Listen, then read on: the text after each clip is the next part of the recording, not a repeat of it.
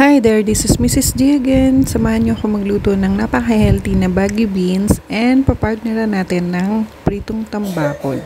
Gigiling lang ako dito ng pork kasim.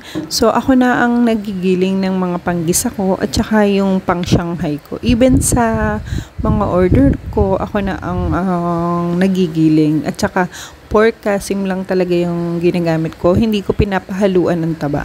One time kasi bumili ako sa public market ng giniling. And then pag uwi ko sa bahay, nung huhugasan ko na siya, yun, ang baho niya and then may green. I mean, may kulay green na siya, ganun. Hindi ko kasi siya na-check nung binili ko siya kasi yung lagay nila ng giniling is malayo dun sa mga customer nila. Kaya hindi ko na-check na okay o hindi pa yung giniling nila. So, nadala na ako nun. Sabi ko, never again, hindi na ako bibili ng giniling na ganun, na ready na. Kaya nun, binibili ko na lagi is yung ganito na, yung pork kasim, then gigilingin ko na lang siya. Mag-ingat lang kayo pag bumibili kayo sa mga public market. Ako, namamalengke talaga ako from 6 a.m. to 7. Yan lang talaga yung oras ng pamalengke ko. Yan yung gusto kong oras kasi bukod sa wala pang masyadong tao, and then na-check mo talaga kung fresh yung mga nabibili mo. Like sa mga karne, kinakapa ko yan kasi minsan yung iba dyan malamig. Ibig sabihin nun, frozen na yun.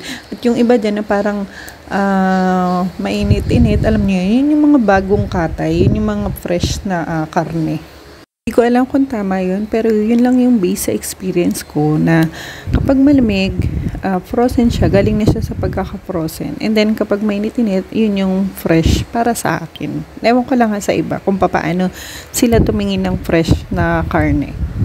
Ito na, paluto na ang ating baggy beans. Ginisa ko lang nga talaga siya sa giniling. Ayan, yan lang siya. Then, nilagyan ko lang ng konting sauce para yun, may sauce pa rin yung mga bata. So, ang ate and ang bunso, kumakain po talaga sila ng gulay kasi sinasanay ko po sila. Hindi pwedeng hindi sila kakain. Sabi ko, kung hindi kayo kakain, magugutom kayo. So, yan na po yung lunch namin.